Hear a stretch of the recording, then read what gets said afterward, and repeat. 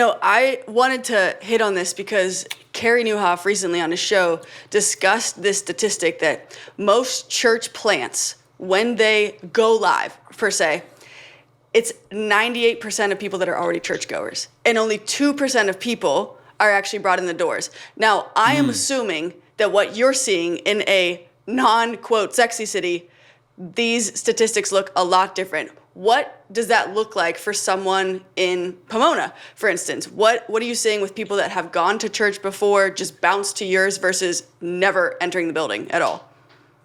Yeah. I mean, I think part of it is, so we're definitely, and again, I wouldn't know the exact statistic, but for at least for our Pomona campus, but from what I know, going over there and seeing and hearing the salvation stories, is there are and have been some people that have come from other churches, especially early on. We've been doing this now for about 4.5 years. COVID kind of, because we were meeting in a junior high. So then when COVID hit, we had like 1.5 to 2 years of like no church at that campus. Then we relaunched 2021 of Easter. So been open again now for 2 years. So that being said, majority of the people, because of what we have to do to evangelize and reach that community. And yes, there aren't a lot of churches in the city of Pomona. And if they are, they're extremely segregated. So most churches you'll get in that city are either going to be all black churches or all white churches. And so for us, and you go to our campus, it's completely diverse. Asians, Polynesians, Hispanics, African Americans. And so for us, what that comes down to is a place where we are reaching the community. So every Saturday, we're having that Generosity Center open.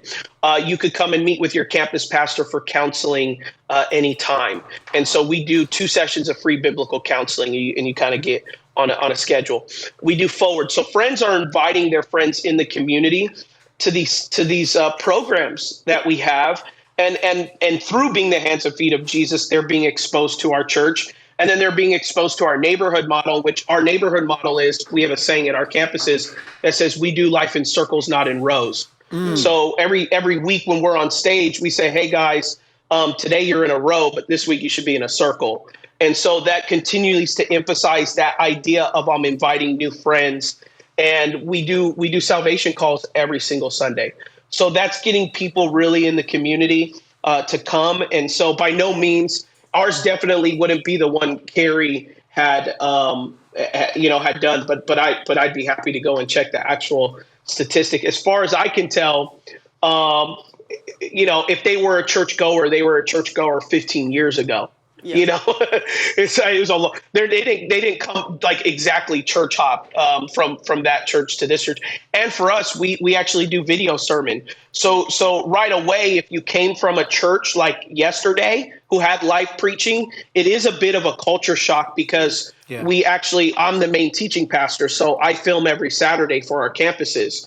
So immediately a church just another person that's leaving another church just looking for the next cool thing. We're actually not the next cool thing because there's a bit of a change and shift in your model of how you're receiving church. So you actually have to find value in how we're doing church and discipleship and how we're doing community in order to go past the hurdle of the teaching pastor. But we have a model that says if you receive the teaching pastor, that means you get your campus pastor full time. So that's kind of why we have chosen to go towards that model, because we understand in the minority community how much work that past campus pastor has to do to minister to that community. Now, if we were in a community where we didn't have to do all the programs we did, then live preaching could work. But for us, if I expect my campus pastor to spend 25 hours preparing a sermon and then spend 60 hours doing counseling and Generosity Center and everything else that we have doing, not only would I end and ruin his marriage, I would make his kids hate him at the same time. And so I refuse to do that stuff, put that pressure on it. I love the intentionality of even how you craft, and I'm going to use business terms because part of our podcast is bridging business technology innovation with the church. How you define your product, so to speak, right? And so there is an elevation of being the hands and feet of Jesus. That's part of what you're going to find when you go to your church, right? And so even the way that you craft the roles and responsibilities for a campus pastor and lessening the load on even preparing 25 hours for teaching frees them up to actually deliver on the product that you want to deliver. There's this great book called Crossing the Chasm. And I find it so interesting. It talks about early adopters and that transition of early adopters to early majority.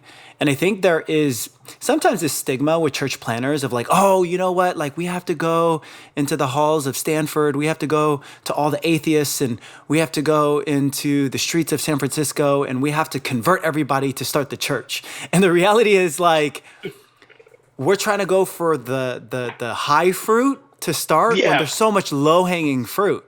And so I actually think that a lot of times what you'll find is that the early adopters are going to be displaced Christians that don't already have a home, right?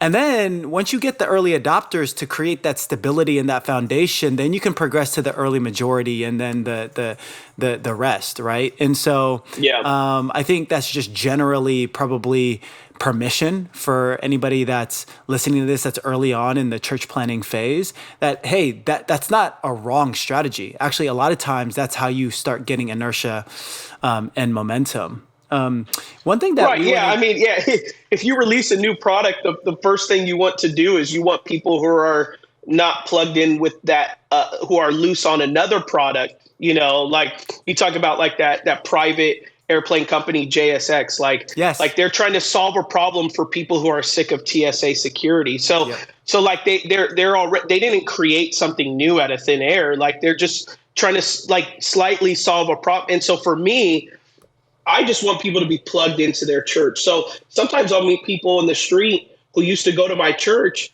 and I'm like, hey, I haven't seen you in a long time. And they're like, oh, I started going to the church down the street.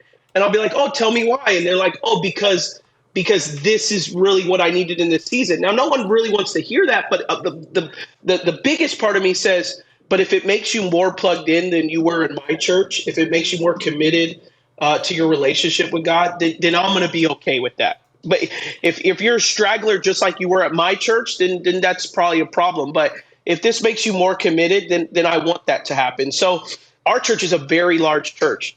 If someone goes to a church planter's church and they say, I like it because it's really, really small and everybody knows each other, there's nothing I can do to fix that, you know, like, and so what I'm going to say is, man, I'm happy for you. And I'm happy for that pastor. I'm not all of a sudden looking at that pastor's Instagram sideways or anything like that. You know, I'm just like, man, I'm happy for you. It's great. I'm glad you found a place that you feel connected to.